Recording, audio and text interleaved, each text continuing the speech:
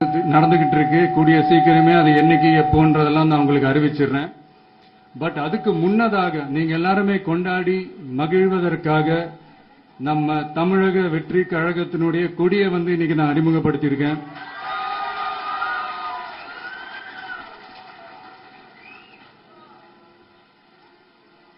இது எப்படி சொல்றதுன்னா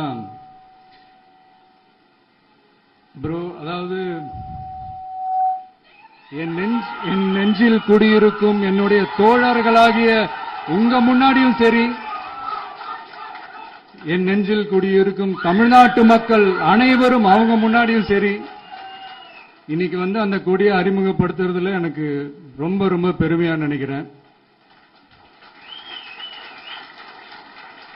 இதுவரைக்கும் நாம நமக்காக உழைச்சோம். இனி வரப்போற இயர்ஸ்ல நம்மள ஒரு கட்சி ரீதியா நம்மளை தயார்படுத்திக்கிட்டு தமிழ்நாட்டுக்காகவும் தமிழ்நாட்டு மக்களின் உயர்வுக்காகவும் நம்ம எல்லாருமா சேர்ந்து உழைப்போம்.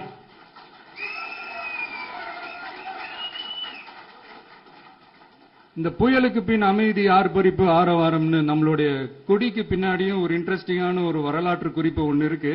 அது என்னன்னு அதான் நீங்க எல்லாம் ஒரு நாளுக்காக வெயிட் பண்ணிட்டு இருக்கீங்கன்னு சொன்னல. அன்னைக்கு நம்மளுடைய கொள்கைகள் என்ன, நம்மளுடைய செயல் திட்டங்கள் என்னன்னு சொல்லும் போது அன்னைக்கு இந்த கொடிக்கான விளக்கத்தையும் நாங்க சொல்றோம். அது வரைக்கும்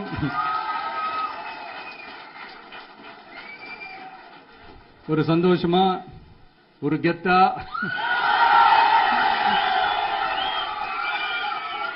நம்ம இதை ஏத்தி கொண்டாடுவோம். இது வெறும் நம்மளுடைய ஒரு கட்சிக்கான கொடியா மட்டும் இதை நான் பார்க்கலைங்க.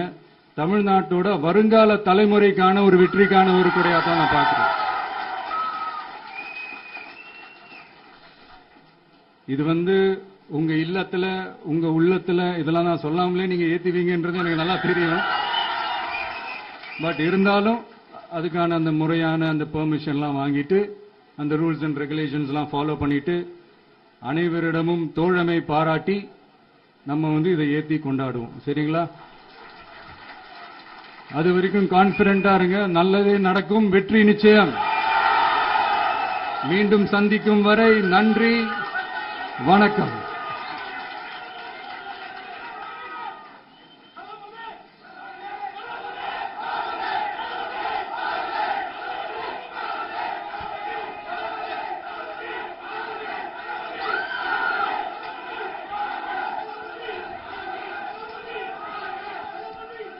தமிழக வெற்றி கழகத்தின் வரலாற்றில் இன்றைய விழா சிறப்புமிக்க இடத்தில் இருக்கும்.